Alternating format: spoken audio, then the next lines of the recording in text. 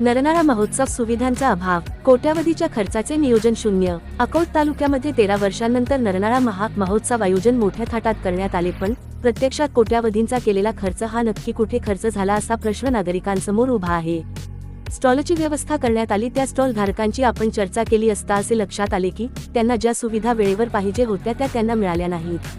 शिवरात्री असल्यामुळे साबुदाण्याची खिचडी तयार करण्यासाठी सुद्धा त्यांना शेंगदाणे तसेच इतर काही वस्तू त्यांना दगडाने ठेचावा लागल्या, जेणेकरून त्या आपल्या सुविधा लोकांना देऊ शकतील. इलेक्ट्रिसिटी बद्दल पण नाराजी व्यक्त केलेली आहे. त्यांना इलेक्ट्रिसिटीची पुरेपूर सुविधा मिळाली नसल्याचे उघडकीस आले आहे. सर्वात धक्कादायक बाब म्हणजे वृत्त संकलनासाठी आलेल्या पत्रकारांना VIP पास नसल्याच्या कारणावरून कार्यक्रम स्थळापासून दूर ठेवण्यात आले. कार्यक्रमासाठी स्वतःची शेती उपलब्ध करून देणाऱ्या शेतकऱ्यांनाही VIP पास नाकारण्यात आले. संबंधित कार्यक्रमांमध्ये झालेल्या सुविधांचा अभाव व त्याच्यावर नियोजन करण्यासाठी कोण जबाबदार आहे, अकोटचे समोर उभा आहे. तरी संबंधित बाबीकडे वरिष्ठ अधिकाऱ्यांनी याकडे लक्ष द्यावे. इथे 15, 16 आणि 17ला नरनाळा महोत्सव आयोजित केलेला आहे. या नरनाळा महोत्सवामध्ये त्यांनी काही स्टॉल बुकिंगसाठी ऑनलाईन किंवा ऑफलाईन केलेलं होतं. त्या स्टॉल बुकिंगची त्यांनी पर डेचे 1000 रुपये आणि 3 दिवसाचे 3,000 रुपये घेऊन सुद्धा त्यांनी इथं नियोजन मात्र शून्य आहे. आपण बघू शकता इथं खुर्च्या नाही आहेत, लाईट नाही आहे, टेंट अवेलेबल करून दिलेले आहेत, पण जे व्यवस्था त्यांनी करून द्यायला पाहिजे होती त्यांनी इथं करून दिलेली नाही आहे अजून पण. कालपासून आलेला आहो बाबा की मग हाताने काऊन काढून राहिले तुम्ही? मग आता काय करा, लाईन नाही तर लाईन आधी आलीच नाही तुम्हाला? कालपासून आले का तुम्ही? लाईनच नाही ना आम्हाला. कधी आले तुम्ही इथं? आम्ही रात्रीच आलो 1-3 वाजता. हो का? अच्छा. हो आता लांबून आले अकोले जिल्ह्यातून. अकोल्याच्या समोर बाळापूर आहे, बाळापूर तालुक्यातून आलेलो आहो आम्ही. बाजार केंद्रात हॉटेल शिवपात्र या नावाने मी अकोटचा राहणार आहे. माझं नाव आहे अनिल कोरपे आणि आम्ही रात्रीपासून इथं आलो आहे, पण आम्हाला थोडी सुविधा पाण्याची जाणून राहिली. आम्ही आमच्या स्वतःच्या गाडीने आणलं आणि आपल्या अकोटचं नाव खराब नाही झालं पाहिजे या दृष्टिकोनातून आम्ही जास्त काही बोलत नाही आहे. याचा विचार तुम्ही करावा. यांना असं म्हणणं आहे की ही गाडी नाही सिंगल फेजवर सुद्धा तुमची चालू शकत नाही इथं, कारण आम्ही इथं रात्री ब्लॅकआउट करणार आहोत पूर्ण. आणि हे सगळं जे सामान आमचं पडलेलं आहे कोणाच्या जबाबदारी? आणि माहितीप्रमाणे सर हे फ्रीज पण करंट की अर्थिंग मारतात? अर्थिंग आवश्यक आहे आणि याच्यात फक्त 2 वायर आहेत. तुम्ही जर पाहिले तर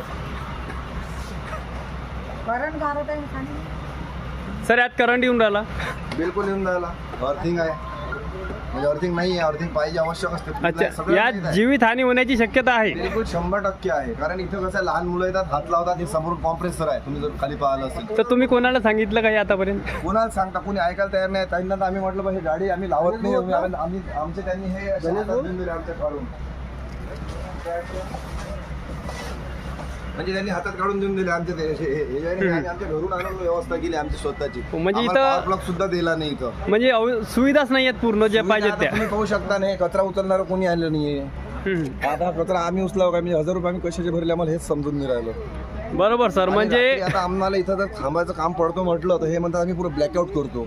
हा जंगल एरिया आहे, इथं मुकाट जनावर आहे. आता इथं रखवाली आहे की नाही हे मला आणखी माहिती नाही आहे. म्हणजे हे तर मी कमालचा इव्हेंट पाहिला की हा कसा काय डेव्हलप केला सर. म्हणजे इथं घेणं एकदम, त्याला पंखा लागत नाही. आता आतमध्ये जर भट्टी लावतो म्हटलं तर पंखा चालू आहे. पंख्याचं बटन सुद्धा आमच्या हातात त्यांनी दिलेलं नाही. आणि एक आहे तर एक ट्यूबलाईट लावून दिलं. म्हणजे फक्त पैसा जमा करायचं यांनी काम केलेलं आहे तरी असं वाटतं. वाजून राहिले, आता 12 वाजून राहिले. कमीत कमी आतापर्यंत तरी पाणी आणि खुर्च्या टेबलची व्यवस्था व्हायला पाहिजे होती. लाईनची याच्यावर यांनी लाईन दिलेली आहे आम्हाला आणि जागोजागी जॉईंट आहे आणि खुल्ले पडलेले वायर आहेत. तनु लाईट टाको, लाईट तनु लाईट टाको.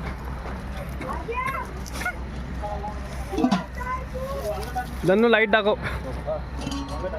हे एवढ्या बारीक याच्यावर त्यांनी आम्हाला बिना अर्थिंगचा न्यूट्रल आणि फेस याच्यात अर्थिंग नाही आहे, काहीच नाही आहे याच्यात. हे आम्हाला इतकी चार्जिंग करायला लावून द्यायला. आता ही गाडी आम्हाला नेणे आणणं रोजचं करावं लागणार आहे. आता यात जीवितहानी झाली, जबाबदार कोण आहे? 100%, कारण याला अर्थिंग नाही आहे. आणि तुम्हाला जर माहीत होतं इथं आईस्क्रीमचं दुकान लागणार आहे तर तुम्ही त्या हिशोबाने तुमचा डिझाईन करायला लागत होता. इलेक्ट्रिसिटी यांची कशी आहे हे इतके वायर मी आजपर्यंत जितके इव्हेंट अटेंड केलेत कधीच इतका वायर नसते.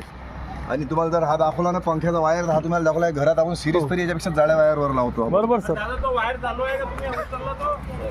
नाही कारण त्यांनी ठीक आहे, त्यांच्या आयोजकांना भेटण्याची गरज नाही, ते वर्कर आहे. हा, ते तर मेन कोण आहे सर त्यांचे?